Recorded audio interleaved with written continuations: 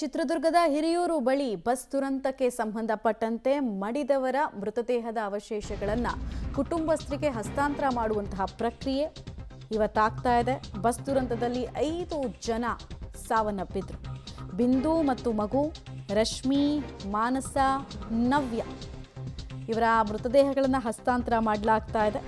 DNA ವರದಿ match ಆದ ಬೆನ್ನಲ್ಲೇ ಡೆಡ್ ಬಾಡಿಗಳ ಹಸ್ತಾಂತರ ಪ್ರಕ್ರಿಯೆ ಕೂಡ ಆಗ್ತಾ ಇದೆ. ಚನ್ನರಾಯಪಟ್ಟಣಕ್ಕೆ ಮಾನಸ ಮತ್ತು ನವ್ಯ ಮೃತದೇಹವನ್ನು ರವಾನೆ ಮಾಡಲಾಗುತ್ತೆ. ಹಾಗೆ ಬೆಂಗಳೂರಿಗೆ ಬಿಂದು ಮತ್ತು ಪುತ್ರಿ ಗ್ರೇಯ 1 ವರ್ಷದ ಮಗು ಅವರ ಮೃತದೇಹವನ್ನು ಕೂಡ ರವಾನೆ ಮಾಡಲಾಗುತ್ತೆ. ಹಾಗೆ ಕುಮಟಕ್ಕೆ ರಶ್ಮಿ ಮೃತದೇಹವನ್ನು ಕೂಡ ರವಾನೆ ಮಾಡಲಾಗುತ್ತೆ ಅನ್ನೋ ಮಾಹಿತಿ ಸಿಗ್ತಾ ಇದೆ. ಪೊಲೀಸರು ಆ ಪ್ರಾಸೆಸ್ಸನ್ನು ಮೃತದೇಹ ಹಸ್ತಾಂತರ ಮಾಡುವಂತಹ ಪ್ರಾಸೆಸ್ಸನ್ನು ಮಾಡಲಾಗ್ತಾ ಇದೆ. ಅತ್ಯಂತ ನೋವು ಏನಂದರೆ ಆ ಮಕ್ಕಳನ್ನ ಅಟ್ಲೀಸ್ಟ್ ಗುರುತು ಹಿಡಿಯೋದಕ್ಕೂ ಆಗ್ತಾ ಇಲ್ಲ. ಅಂಥ ಸ್ಥಿತಿಯಲ್ಲಿ ಮನೆಗೆ ತಗೊಂಡು ಹೋಗಿ ಅಂತಿಮ ಸಂಸ್ಕಾರ ಮಾಡಬೇಕಾದ ಕಠಿಣ ಸಮಯ, ಕಠಿಣ ಸಂದರ್ಭದಲ್ಲಿ ಪೋಷಕರಿದ್ದಾರೆ. ಮೊನ್ನೆನೇ ದುರಂತ ಆದಾಗಲೇ ಅವರ ದುಃಖ ಉಮ್ಮಳಿಸಿ ಬರ್ತಾ ಇದ್ದಿದ್ದನ್ನು ನೋಡ್ತಾ ಇದ್ವಿ. ಯಾರದ್ದು ತಪ್ಪಿಗೆ, ವಿಧಿಯ ಕ್ರೂರತೆಗೆ ಮಕ್ಕಳನ್ನ ಹಿಂಗೆ ತಗೊಂಡು ಹೋಗೋದು ಮಾತ್ರ ಯಾವ ಪೋಷಕರಿಗೂ ಬಾರದೇ ಇರಲಿ. ಬಟ್ ಸನ್ನಿವೇಶ ನೋಡಿ ಹೇಗಿದೆ ಅಂತ.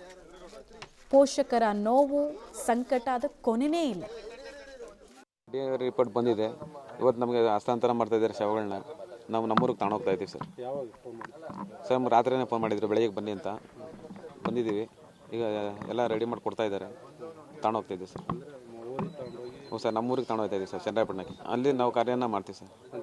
ಅಂತ್ಯಕ್ರಿಯೆ ಅಲ್ಲಿ ಊರು ಅದನ್ನು ಹೇಳ್ಬಾರ್ದು ಸರ್. ಯಾವ ತಂದೆ ತಾಯಿಗೆ ಇಂಥ ನೋವು ಬರಬಾರ್ದು ಸರ್. ಅದು ನೋವು ಅನ್ಭವಿಸೋರಿಗೆ ಮಾತ್ರ ಗೊತ್ತು. ತಂದೆ ತಾಯಿಗಳು ಯಾರು ಮಕ್ಳನ್ನ ಕಳ್ಕೊಬಾರ್ದು. ಎದುರುಗಡೆ ಕಳ್ಕೊಂಡಾಗ ನೋವು ಅವರಿಗೆ ಗೊತ್ತಾಯ್ತು.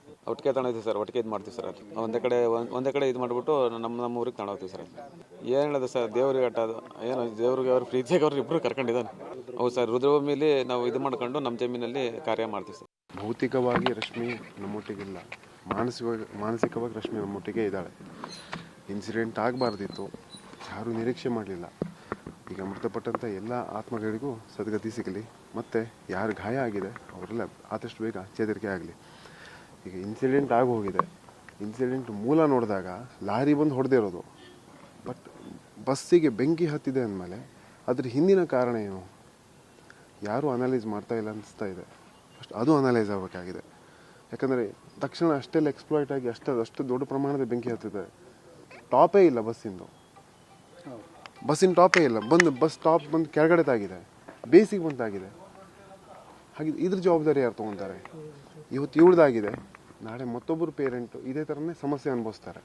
ಈಗ ನೀವೆಲ್ಲ ಮನಸ್ಸು ಮಾಡಿ, ನೀವೆಲ್ಲ ದೊಡ್ಡ ಮನಸ್ಸು ಮಾಡಿ ಇದ್ರ ಹಿಂದಿನ ಕಾರಣವನ್ನು ಸತ್ಯಾಸತ್ಯದ ನೀವೇ ಪರಿಗಣನೆ ತೊಗೊಬೇಕಾಗತ್ತೆ. ಅದು ನಮಗೇನು ಮಾಹಿತಿ ಇಲ್ಲ, ಪ್ರಿಲಿಮಿನರಿ ನಮಗೇನು ಮಾಹಿತಿ ಇಲ್ಲ. ಒಂದು ಹನಿ ಬಿಸಿ ನೀರು, ಒಂದು ಹನಿ ಎಣ್ಣೆ ಬಿದ್ದರೆ ಕೈ ಮೇಲೆ ಸುಡ್ತದೆ. ಇಡೀ ದೇಹ ಜೀವ ಇಟ್ಕೊಂಡಾಗ ಇಡೀ ದೇಹ ಸುಟ್ಟು ಹೋಗ್ತದೆ ಅಂತ ಹೇಳಿದ್ರೆ ಅದರಲ್ಲಿ ಇದ್ದವರು ಎಷ್ಟು ಪಶ್ಚಾತ್ತಾಪ, ಎಷ್ಟು ನೋವು ಅನುಭವಿಸಿರ್ಬೋದು. ಆ ನೋವು ಯಾರು ಅನುಭವಿಸ್ತಾರೆ? ಆದ್ದರಿಂದ ಇವತ್ತಿಗೆ ಆಗಿ ಹೋಗಿದೆ. ದಯಮಾಡಿ ಮುಂದೆ ಈ ಥರ ಆಗಬಾರ್ದು. ಆ ರಜೆಗೆ ಅವ್ರ ಒಟ್ಟಿಗೆ ಬರೋದಾಗಿದ್ದಷ್ಟು ಬಿಟ್ಟರೆ ರಶ್ಮಿ ಮತ್ತೆ ಅಲ್ಲೇ ರಿಟೈನ್ ಆಗ್ತಿದ್ಲು. ಅವ್ರ ಟ್ರೀಟ್ಮೆಂಟ್ ಮುಂದುವರಿತಿದ್ವು. ಹಲ್ಲಿನ ನೋವಿನ ಸಮಸ್ಯೆ ಇತ್ತು, ಟ್ರೀಟ್ಮೆಂಟ್ ತೊಗೊತಾ ಇದ್ಲು. ರಾಷ್ಟ್ರೀಯ ಹೆದ್ದಾರಿ 48ರಲ್ಲಿ ಏನು ಗೊರ್ಲಾಡಕ್ಕೂ ಬಳಿ ಬಸ್ಸು ಭೀಕರ ದುರಂತದಲ್ಲಿ ಸಾವನ್ನಪ್ಪಿದಂಥ ಸಂಖ್ಯೆ 7ಕ್ಕೆ ಇರದೆ. ಅವರಲ್ಲಿ 5ರ ಒಂದು ಮೃತದೇಹಗಳ DNA ಕೂಡ ಬಂದಿದೆ. ಅವ್ರನ್ನ ಮಾತನಾಡಿಸ್ಲಿಕ್ಕೆ ಈಗ ಇಲ್ಲಿ ಅವ್ರ ಮೃತರ ಸಂಬಂಧಿಗಳಿದ್ದಾರೆ, ಅವ್ರನ್ನೂ ಕೂಡ ನಾನು ಮಾತನಾಡಿಸ್ತೀನಿ. ಸರ್, ಇವಾಗ ನಿಮ್ಮ ಇವರು ಯಾರು ಇದರಲ್ಲಿ ಇದಾಗಿ ಮೃತರಾಗಿರೋಲ್ಲಿ ಯಾರಿದ್ದಾರೆ, ಮತ್ತು ಪರಿಸ್ಥಿತಿ ಏನು ಸರ್? ಇವಾಗ ತಮ್ಮ ಮೃತದೇಹ ತಗೊಂಡು ಹೋಗಿ ಬಂದಿದ್ದಾರೆ. ನನ್ನ ತಮ್ಮನ ಮಗಳೇ ಮೃತರಾಗಿರೋದು. ಅವರು ನಮಗೆ ಭಾರಿ ದುಃಖ ಆಗಿದೆ. ಮಾನಸ ನಮಗೆ ಭಾರಿ ತುಂಬ ದುಃಖ ಆಗಿದೆ. ನಮಗೆ ಏನು ಮಾತಾಡ್ಬೇಕಂತ ಗೊತ್ತಾಗ್ತಿಲ್ಲ, ನಮಗೆ ಅಷ್ಟು ನೋವಾಗಿದೆ. ಅಂದರೆ ಈಗ ಮಾನಸ ಅವರ ಮದುವೆ ಕೂಡ ಎಂಗೇಜ್ಮೆಂಟ್ ಆಗಿತ್ತು ಅಂತ ಹೇಳ್ತಾರೆ. ಮಾನಸ ಎಂಗೇಜ್ಮೆಂಟ್ ಆಗಿರಲಿಲ್ಲ, ಎಲ್ಲ ಮಾತುಕತೆ ಎಲ್ಲ ಆಗಿತ್ತು.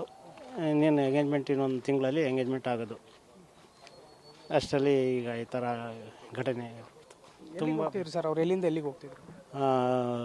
ಮುರುಡೇಶ್ವರ, ಗೋಕರ್ಣ ಮುರುಡೇಶ್ವರ ಹೋಗ್ತಾಯಿದ್ರು. ರಜೆ ಇತ್ತಲ್ಲ, ಕ್ರಿಸ್ಮಸ್ ರಜೆ ಇತ್ತಲ್ಲ ಅವತ್ತು, ಅದಕ್ಕೋಸ್ಕರ ಅಲ್ಲಿಗೆ ಹೋಗ್ತಾಯಿದ್ರು. ಇನ್ನೊಬ್ಬರು ಸಂಬಂಧಿಗಳು ಕೂಡ ಇದ್ದಾರೆ. ಸರ್, ನೀವು ಯಾರ ಕಡೆಯವರು? ನಿಮ್ಮ ಸಂಬಂಧಿ ಅವರು? ಏನಾಗಿದೆ ಸರ್? ಮಾವನೇ ಆಗಬೇಕು ಸರ್. ನಾವು ಸರ್ ಯಾಕೆಂದರೆ ಸರ್ ಇವತ್ತು ಆ ಡಿವೈಡ್ರು ಅಂತ ಇದೆಯಲ್ಲ ಸರ್, ಅದು 1 ಅಡಿ ಇದೆ. ಆ ಡಿವೈಡ್ರು 2.5 ಅಡಿಗೆ ಮಾಡಬೇಕು. ಯಾಕೆಂದರೆ ಆ ಡಿವೈಡ್ರು ಅಲ್ಲಿ ಒಂದು ಗಿಡಗಳು ಹಾಕಿಲ್ಲ. ಆ ಡಿವೈಡ್ರಲ್ಲಿ ಗಿಡಗಳು ಇದ್ದಿದ್ರೆ ಆ ಗಿಡ ಕಾಣ್ತಿತ್ತಿಲ್ಲ. ಆ ಕಡೆ ಈ ಕಡೆ ಗಿಡಗಳು ಇಲ್ಲದ್ದೇ ಅವ್ರಿಗೆ ಅಪಘಾತ ಕಾರಣ ಅನ್ಸುತ್ತೆ ನನ್ನ ಪ್ರಕಾರ. ಸ್ವಲ್ಪ ಡಿವೈಡ್ರ್ ಹೈಟ್ ಮಾಡಬೇಕಾಯ್ತು ಸರ್. ಯಾಕೆಂದರೆ ಈ ಮಕ್ಕಳು ಇನ್ನೂ ಈ ಭೂಮಿ ಮೇಲೆ ಇನ್ನು 26-27 ವರ್ಷಕ್ಕೆ ಹಿಂಗೆ ಆಗ್ಬಿಟ್ರೆ ಅವ್ರ ತಾಯಿ ತಂದೆ ಕನಸು ನುಚ್ಚು ನೂರಾಗೋಯ್ತು ಸರ್. ಹುಡುಗಿ ಬ್ರಿಲಿಯಂಟು ಸ್ಟೂಡೆಂಟು, ಅವಳು ಎಂಥ ಸ್ಟೂಡೆಂಟು, ಸೌಂದರ್ಯವತಿ, ಈ ಥರ ಆಗ್ಬಿಟ್ರೆ ಹೆಂಗೆ ಸರ್? ಅಂದರೆ ಮಾನಸ ಏನು ಪ್ಲಾನ್ ಮಾಡ್ಕೊಂಡಿದ್ದಾರೆ ಸರ್ ಫ್ಯೂಚರ್ಗೆ? ಮತ್ತು ಅವ್ರು ಯಾವ ರೀತಿ ಮನೇಲಿ ಶೇರ್ ಮಾಡ್ಕೊತಾರೆ, ಯಾವ ರೀತಿ ಇರ್ತಿದ್ರು ಅವರು? ಅವರು ಯಾಕೆಂದರೆ ತಾಯಿ ತಂದೆ ಜೊತೆ ಚೆನ್ನಾಗಿದ್ದರು ಸರ್. M.Tech ಮಾಡಿದರು, ರ್ಯಾಂಕ್ ಸ್ಟೂಡೆಂಟ್ ಅವಳು. ಮುಂದೆ ಇನ್ನೂ ಭಾಳ ಕನಸು ಕಂಡಿದ್ದರು ಅವರು. ಕನಸು ನುಚ್ಚು ನೂರಾಯ್ತು ಸರ್ ಇವತ್ತು. ಯಾಕೆಂದರೆ ಆ ಹುಡುಗಿ ನೋಡ್ಬಿಟ್ರೆ ಭಗವಂತ, ತಾಯಿ ತಂದೆ ಒಬ್ಬ ಕಷ್ಟದಲ್ಲಿ ಇದು ಮಾಡ್ತಿದ್ದಾರೆ. ನಾವು 4-5 ದಿವಸದಿಂದ ದುಃಖದಲ್ಲೇ ಇದ್ದೀವಿ. ಈ ಥರ ಆಗಬಾರ್ದು ಸರ್. ಯಾಕೆಂದರೆ ನಮಗೆ ಈ ಥರ ಆದ್ರಿಂದ ಬೇರೆ ಇನ್ನೊಬ್ರಿಗೆ ಯಾರಿಗೂ ಆಗಬಾರ್ದು. ಯಾಕೆಂದರೆ ಸಾವು ಬರುತ್ತೆ ಎಲ್ಲರಿಗೂ, ಈ ಥರ ಸಾವು ಯಾರಿಗೂ ಬರಬಾರ್ದು. ಇದಿಷ್ಟು ಮೃತ ಮಾನಸ್ ಅವರ ಸಂಬಂಧಿಗಳ ಮಾತು. ಕ್ಯಾಮ್ರಾಮನ್ ಅರ್ಜುನ್ ಜೊತೆ ಸಿದ್ದರಾಜು, ಪಬ್ಲಿಕ್ ಟಿವಿ, ಚಿತ್ರದುರ್ಗ.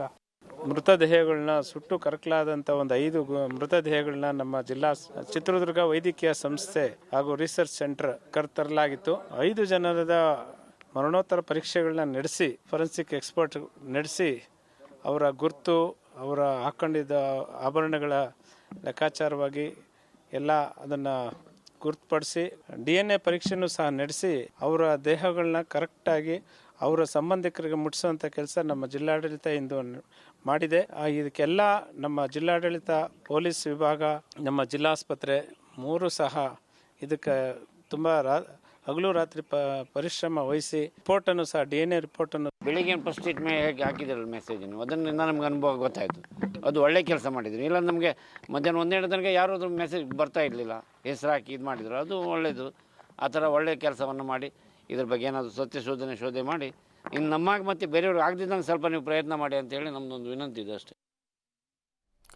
ಒಂದು ಕ್ಷಣದಲ್ಲಿ ನಾಶವಾದ ಹೆಣ್ಮಕ್ಳು ಮತ್ತು ಅವರ ಕುಟುಂಬಸ್ಥರು ನೋಡಿ ಈಗಲೂ ಕಣ್ಣೀರಲ್ಲಿ ಕೈ ತೊಳಿತಾ ಇದ್ದಾರೆ ಮತ್ತು ವ್ಯವಸ್ಥೆಯನ್ನು ಪ್ರಶ್ನೆ ಕೇಳ್ತಾ ಇದ್ದಾರೆ. ಅವರು ಸರ್ಕಾರವನ್ನು ಕೇಳ್ತಾ ಇದ್ದಾರೆ, ಒಂದು ಕ್ಷಣದಲ್ಲಿ ಅಷ್ಟು ದೊಡ್ಡ ಬೆಂಕಿ ಪ್ರಮಾಣ ಹೆಂಗೆ ಹೊತ್ಕೊಳ್ತು ಅನ್ನೋದ್ರ ಬಗ್ಗೆ ನೀವು ಡೀಟೇಲಾಗಿ ಹೋಗ್ತಾನೆ ಇಲ್ಲ. ಯಾಕೆ?